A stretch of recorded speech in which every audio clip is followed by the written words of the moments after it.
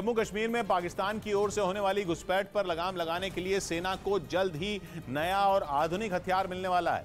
यह ऐसा रोबोट है जो आर्टिफिशियल इंटेलिजेंस के जरिए दुश्मन की पहचान करने की ताकत रखता है और सेना ने इसे नाम दिया है साइलेंट सेंट्री, जो किसी भी मौसम में दिन या रात देखे बिना एलओसी और बॉर्डर की निगरानी कर सकता है। दावा है कि जैसे ही आतंकी भारतीय सीमा में घुसपैठ की कोशिश करेंगे, ये साइलेंट सेंट्री कंट्रोल रूम में सिग्नल भेजने के साथ ही रिमोट वेपन सिस्टम को भी कमांड भेज देगा, जो टारगेट की पहचान कर उसका खात्मा कर देगा। दिल्ली में आर्टिफिशियल इंटेलिजेंस का इस्तेमाल करने वाले हथियारों की प्रदर्शनी के दौरान सेना ने अपने इस हथियार की झलक दिखाई, जिसका निरीक्षण करने के लिए रक्षा मंत्री राजनाथ सिंह भी पहुंचे। ये रोबोट एक इंट्रूडर को डिटेक्ट करके जिस जगह पे इंट्रूडर नहीं होना चाहिए वहां पे ऑटोमेटिकली ऑडियो और विजुअल अलार्म जनरेट करता है। खबर है कि ट्रायल के तौर पर सेना इसे एलओसी पर तैनात भी कर चुकी है। उत्तर प्रदेश के बरेली में एक युवक ने 11 साल बाद घर वापसी की। युवक का दरअसल ये दावा है कि बहकावे में आकर उसके पूरे परिवार ने मुस्लिम धर्म अपना लिया था। हिंदू युवा वाहिनी और हिंदू जागरण मंच के नेता और पंडित के शंखधार ने पूरे विधि विधान के साथ युवक की घर वापसी करवाई। बरेली में शुद्धिकरण और हवन के बाद हिंदू धर्म अपनाकर अमरोहा का रहने वाला युवक एक बार फिर सौरभ रस्तोगी बन गया। युवक का दावा है कि उसके पूरे परिवार ने बहकावे में आकर हिंदू धर्म छोड़ा था और मस्जिद में जाकर इस्लाम कबूल कर लिया था। डिप्रेशन होने लगा दिमाग में, सोचा कि अब सुसाइड करें, क्या करें, तो फिर दिल ने मना कर दिया कि अपने जो थे हम हिंदू उसी धर्म में वापसी पहुँच जाए। इतना ही नहीं, सौरभ के पूरे परिवार ने धर्म परिवर्तन के साथ ही अपने नाम भी बदल लिए थे। अमरोहा से धर्म परिवर्तन के 11 साल बाद सिर्फ अकेला सौरभ ही बरेली लौटा है, जो अब वापस अमरोहा नहीं जाना चाहता। मध्य एशिया के देश किर्गिस्तान में चियांशन पहाड़ियों के ऊपर आए खतरनाक बर्फीले तूफान का वीडियो सामने आया, जिसमें ऊंचे पहाड़ों से फिसलकर सैकड़ों टन बर्फ तेजी से नीचे आती दिखाई दी। इस वीडियो को सोशल मीडिया पर एक टूरिस्ट ने पोस्ट किया, जो उस वक्त वहीं मौजूद था, और इस वीडियो को एक ही दिन में करीब 2 लाख लोग देख चुके हैं। बताया गया कि जब ये बर्फीला तूफान आया, उस वक्त वहां ब्रिटेन और अमेरिका से आए 10 पर्यटक मौजूद थे। उनमें एक टूरिस्ट ने बताया कि अचानक उसे कुछ चटकने की तेज आवाज सुनाई दी। इसके बाद उसने जैसे ही आवाज की दिशा में देखा, उसके होश उड़ गए। वहां उसे जो दिखा उस पर यकीन करना मुश्किल था। पहाड़ के ऊपर से दूध जैसी सफेद नदी नीचे की तरफ बहती नजर आई। ये बर्फ का सैलाब था जो तेजी से नीचे की तरफ फिसल रहा था। कान फाड़ देने वाले शोर के साथ सैकड़ों टन बर्फ सब कुछ लील जाने को तैयार थी।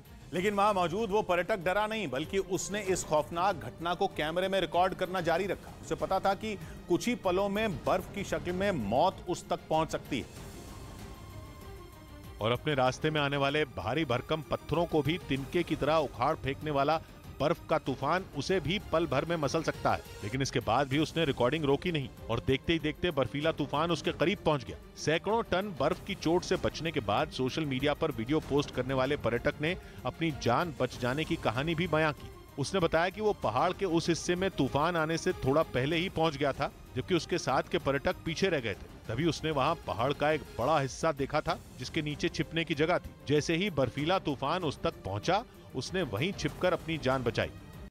पूर्व मंत्री अनिल देशमुख को अदालत से झटका लगा। भ्रष्टाचार के आरोप में जेल में बंद महाराष्ट्र के पूर्व गृह मंत्री अनिल देशमुख को मुंबई की सेशंस कोर्ट से बड़ा झटका लगा, और अदालत ने उनकी जमानत अर्जी को खारिज कर दिया। यूपी के सीएम योगी आदित्यनाथ शनिवार को होने वाले प्रधानमंत्री मोदी के दौरे से पहले जालौन पहुंचे, जहां उन्होंने तैयारियों का जायजा लिया। अपने इसी दौरे में प्रधानमंत्री बुंदेलखंड एक्सप्रेसवे का उद्घाटन भी करेंगे। दिल्ली के पास गुरुग्राम से पुलिस ने गैंगस्टर लॉरेंस बिश्नोई गैंग के 4 सदस्यों को गिरफ्तार कर लिया। मूसेवाला केस में जिस आरोपी सतबीर सिंह पर लुधियाना की जेल में हमला हुआ, उसे लेकर न्यूज 18 इंडिया को नई जानकारी मिली। बताया जा रहा है कि सतबीर सिंह घोड़ा बेचने का काम करता था, और इसी धंधे की वजह से वो हथियारों के सप्लायर संदीप कालो के संपर्क में आया था। और इस नई जानकारी का पता लगाने के लिए न्यूज 18 की टीम सतबीर के गांव पहुंची। अमृतसर जिले के जिस तलवंडी राय दादू गांव में सतबीर का घर है, उस गांव से कुछ ही दूरी पर पाकिस्तान की सीमा शुरू होती है। सिद्धू मूसेवाला हत्याकांड में जेल में सतबीर पर हमला हुआ था। सतबीर पर आरोप है पंजाब पुलिस के मुताबिक कि उसी की फॉर्च्यूनर गाड़ी से जो शूटर थे वो भटिंडा पेट्रोल पंप गए थे और उनको हथियारों की सप्लाई हुई थी। जेल में हमला होने के बाद न्यूज 18 इंडिया पहला चैनल है जो सतबीर के घर आया है। न्यूज 18 की टीम जब सतबीर के घर पहुंची तो वहां एक अस्तबल दिखाई दिया, जहां कई घोड़े बंधे दिखाई दिए। सतबीर के पिता ने बताया कि हथियार सप्लायर संदीप कालो के लिए उनके बेटे सतबीर ने 81 लाख का एक घोड़ा उधार में खरीदा था और पिता को शक है कि उसी उधारी को खत्म करने के लिए जेल में उस पर हमला कराया गया। जो संदीप सिंह सोना है उसको हमारे बेटे ने 81 लाख की गुड़ी लेकर दी है, तो वो भी साजिश हो सकती है कि उनसे 81 लाख रुपया लेकर वो जिनसे गुड़ी लेकर दी है उनको देना है। तो सतबीर सिंह की तरह ही मूसेवाला केस में दूसरे आरोपी संदीप कालो का घर भी पाकिस्तान से लगती सीमा के पास है। संदीप कालो पंजाब के गुरदासपुर का रहने वाला है और उसके घर से पाकिस्तान बॉर्डर की दूरी महज 12 किलोमीटर है। इसीलिए पुलिस इस एंगल से भी जांच कर रही है कि कहीं मर्डर के लिए हथियार पाकिस्तान से तो नहीं मंगाए गए और फिर उन्हें सतबीर और संदीप कालो ने तो उन हथियारों को शूटर तक नहीं पहुंचाया। सतबीर को उसके एक दोस्त हैं संदीप सिंह कालो, उन्होंने 19 मई को फोन किया कि सतबीर ऐसे हैं कि मेरे पास आए कि इन्हें हरी के तक छोड़ाओ। सतबीर पर आरोप है कि उसने मूसेवाला मर्डर केस में 3 शूटर्स को कार मुहैया कराई और उन्हें भटिंडा तक छोड़कर आया। इसी आरोप में पुलिस ने उसे गिरफ्तार किया और फिर लुधियाना जेल में जाने के बाद उसकी दूसरे दिन ही पिटाई कर दी गई। छत्तीसगढ़ के बीजापुर से दिल दहला देने वाला एक वीडियो सामने आया। वहां एक भारी भरकम ट्रक सैलाब में बह गया। राज्य में पिछले 2 दिनों से सभी जिलों में तेज बारिश हो रही है और बीजापुर में तो इतनी बारिश हुई कि नदी नाले उफान पर आ गए, जिसका नतीजा ये हुआ कि कई इलाके बाढ़ में डूब गए। एक जगह पर तो भारी भरकम ट्रक भी पानी के तेज बहाव के आगे बेबस हो गया, क्योंकि वहां भारी बारिश की वजह से पानी का स्तर लगातार बढ़ता जा रहा था। पहले ट्रक का पहिया डूबा, फिर आधा ट्रक और देखते ही देखते पूरा का पूरा ट्रक ही पानी में समा गया। लेकिन इसके बाद तेज बहाव की वजह से वो कुछ ही पलों में पलट भी गया। सैलाब का रौद्र रूप यहीं खत्म नहीं हुआ। इसके बाद वो ट्रक 1-2 बार नहीं बल्कि कई बार पलटते हुए काफी दूर तक बह गया। ये देखकर वहां खड़े लोग खौफ से भर गए, क्योंकि उस ट्रक के आसपास कुछ और लोग भी फंसे हुए थे। लेकिन इस ट्रक की हालत देखकर उन्होंने पानी में उतरने का खतरा मोल नहीं लिया, क्योंकि जिस तरह पानी का तेज बहाव उस ट्रक को खिलौने की तरह बहाकर ले गया, उससे ये साफ हो गया था कि अगर कोई आदमी उस पानी में उतरता तो उसका बच पाना मुश्किल था। वो ट्रक खाद्य विभाग का था और उस पर चावल समेत कई दूसरी चीजें भी थी, जिन्हें लोगों के बीच बांटने के लिए ले जाया जा रहा था। गनीमत ये रही कि ड्राइवर और उसका सहयोगी ट्रक के डूबने से पहले ही उतर चुके थे, जिससे उनकी जान बच गई। उधर मध्य प्रदेश के कई जिलों में बारिश ने ऐसा कोहराम मचाया कि लोगों का जीना मुहाल हो गया, जिसकी कुछ तस्वीरें अलीराजपुर से भी सामने आई, जहां आसमान से इतना पानी बरसा कि नदी नाले उफान पर आ गए और पानी सड़कों पर भर गया। सामने आई एक तस्वीर में एक पुल पानी में डूबा नजर आया, जिस पर एक गाड़ी फंस गई। वो पानी के साथ बहती चली गई, जिसे वहां मौजूद लोगों ने बड़ी मुश्किल से बहने से बचाया। इसके लिए गाड़ी को रस्सी से बांधकर उन्होंने अपनी ओर खींचा, तब कहीं जाकर वो गाड़ी को बहने से बचा पाए। बारिश की मार हरदा जिले पर भी कम नहीं पड़ी। लगातार हो रही भारी बारिश के कारण माचक नदी में पानी बढ़ गया, जो कि आसपास के निचले इलाकों में घुसना शुरू हो गया। देखते ही देखते उन इलाकों में इतना पानी भर गया कि लोगों का जीना दुश्वार हो गया। कई गांवों में खेत पानी में समा गए और किसानों की साल भर की मेहनत पानी में मिल गई। जो तस्वीरें सामने आई उनमें एक मंदिर भी पानी में समाया। बारिश के कारण माचक नदी में पानी बढ़ गया, जो कि आसपास के निचले इलाकों में घुसना शुरू हो गया। देखते ही देखते उन इलाकों में इतना पानी भर गया कि लोगों का जीना दुश्वार हो गया। कई गांवों में खेत पानी में समा गए और किसानों की साल भर की मेहनत पानी में मिल गई। जो तस्वीरें सामने आई उनमें एक मंदिर भी पानी में समाया दिखा। और ये हालात किसी एक या 2 जगहों के नहीं हैं। राज्य के कई दूसरे शहर भी बारिश से खड़ी हुई मुसीबत को झेलने को मजबूर हैं, जिनमें खरगोन भी शामिल है। वहां ओडल नदी रुक रुक कर हो रही बारिश की वजह से उफान पर आ गई, जिस वजह से नदी का पानी उसके ऊपर बने पुल पर आ गया। इन हालात में लोगों का पुल पार करना खतरे से खाली नहीं था।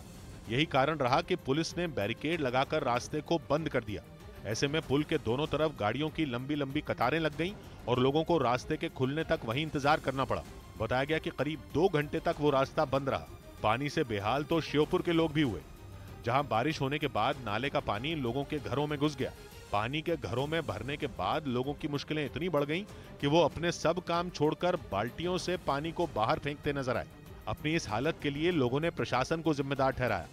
घरों की स्थिति को देखकर सड़कों की हालत का अंदाजा लगाना कोई मुश्किल काम नहीं। हालात इस कदर बिगड़ गए कि लोगों के घरों का कोई हिस्सा ऐसा नहीं बचा जहां पानी न भरा हो। वहीं राजस्थान के टोंक में जमकर बरसे बादलों की वजह से लोगों पर मुसीबतों का पहाड़ टूट पड़ा। वहां दिन भर भारी बारिश हुई, जिससे सहोदरा नदी में पानी का स्तर बढ़ गया, जिस वजह से एक ट्रक पानी के साथ बहता चला गया। उसमें 2 लोग सवार भी थे, जिनकी जान परवान आई। हालांकि गांव वालों की समझदारी की वजह से पानी के बीचों बीच फंसे लोगों को बाहर निकाल लिया गया। उन लोगों को बचाया ही गया था कि कुछ ही देर बाद एक मोटरसाइकिल सवार पानी के तेज बहाव में बहता चला गया। बताया गया कि वो मना करने के बावजूद उफनती नदी को पार करने की कोशिश कर रहा था, लेकिन वो नहीं माना। बाद में मोटरसाइकिल सवार को एक शख्स ने नदी में छलांग लगाकर किसी तरह बचाया। हालांकि उसकी मोटरसाइकिल पानी में डूब गई। लेकिन बारिश की वजह से खड़ी हुई ये मुसीबतें यहीं खत्म नहीं हुई। बरसात में शहर के कई इलाके पानी पानी हो गए। यानी उन इलाकों में इतना पानी भर गया कि लोगों के सामने तरह तरह की दिक्कतें खड़ी हो गईं। जगह जगह पानी भरने के कारण लोग मुश्किलों से घिर गए। आरोप है कि पानी के निकास के इंतजाम नहीं होने की वजह से सड़कों पर पानी भरा। पानी भी थोड़ा नहीं, इतना पानी कि गाड़ियों के पहिए उसमें डूबे नजर आए। सड़कों पर पानी जमा होने के कारण लोगों को धीमी रफ्तार में वहां से निकलना पड़ा, क्योंकि पानी में गाड़ियों के बंद होने का खतरा था। इन हालात में ज्यादातर लोगों ने घरों से बाहर न निकलने में ही बेहतरी समझी, और जो निकले उनके सामने कुछ न कुछ मजबूरी थी। आसमान से पानी बरसता रहा और लोगों की मुश्किलें बढ़ती चली गईं। थोड़ी देर में सड़कों पर भरा पानी लोगों के घरों में भी घुसना शुरू हो गया। कामकाज की जगह पर भी पानी ने अपने पैर पसार लिए, जिससे लोगों की मुश्किलें दुगनी हो गईं। 4 दिन से लगातार हो रही बारिश ने पूरे गुजरात में तबाही मचा दी है। कुछ जगहों पर तो बारिश इतनी जोरदार हुई कि बाढ़ जैसे हालात पैदा हो गए, जिनमें गुजरात के पूर्वी हिस्से में मौजूद नर्मदा जिला भी शामिल था, जहां मटमैला पानी समंदर की तरह बहता नजर आया। वहां नदी में आए उफान की चपेट में एक कार आ गई, जो खिलौने की तरह उस पानी में बहती।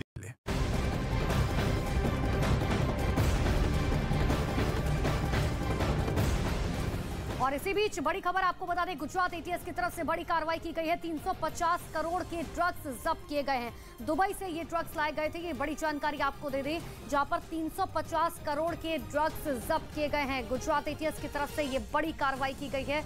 और ज्यादा जानकारी के लिए हमारे सहयोगी जनक दवे हमारे साथ फोन लाइन पर जुड़ चुके हैं। जनक, क्या कुछ जानकारी इन ड्रग्स को लेकर?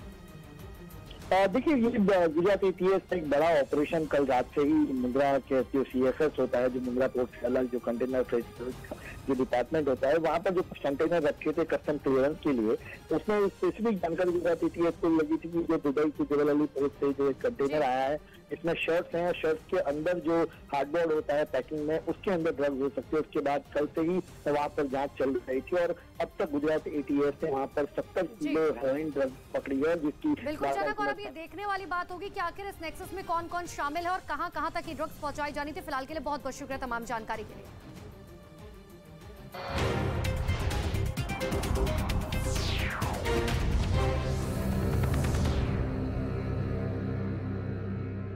तो कमर से भी ऊपर पानी आएगा, जिसे निकालने के लिए काफी मशक्कत करनी पड़ी। लगातार होती बारिश से लोगों के घरों में इतना पानी भर गया कि वहां मौजूद सामान तैरने लगा। कुछ इलाकों में तो नौबत यहां तक आ गई कि लोगों को बर्तनों की मदद से अपने घरों से पानी बाहर निकालना पड़ा। और गुजरात में बाढ़ के कहर की एक और तस्वीर छोटा उदेपुर जिले से सामने आई। वहां नदी के तेज बहाव में एक मंदिर देखते ही देखते पानी में समा गया, क्योंकि नदी के किनारे बने इस मंदिर के नीचे की मिट्टी तेजी से आगे बढ़ते पानी के सामने ज्यादा देर तक नहीं टिक पाई और फिर चंद सेकंड में मंदिर का आधा हिस्सा भरभराकर पानी में समा गया।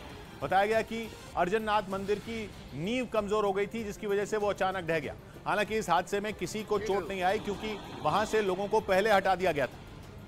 उधर महाराष्ट्र में भी आसमान से बारिश की शक्ल में आफत बरस रही है, जिससे लोगों की मुसीबतें बढ़ती जा रही हैं। राज्य का नंदुरबार जिला भी मूसलाधार बारिश की मार झेल रहा है, क्योंकि कई इलाकों में लगातार पानी बरसने की वजह से जलभराव के हालात पैदा हो गए हैं।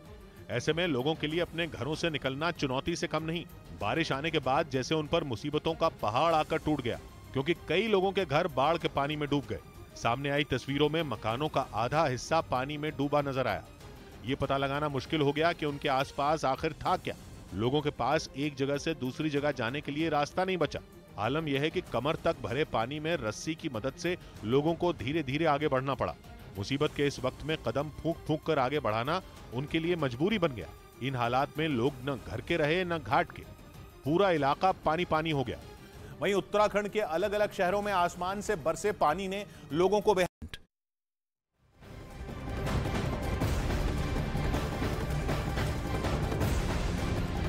इसी बीच बड़ी खबर आपको बता रहे केरल के कन्नूर से जहां पर आरएसएस ऑफिस पर हमला हुआ है। आरएसएस दफ्तर पर बम फेंका गया और हमले में दफ्तर के शीशे टूट गए।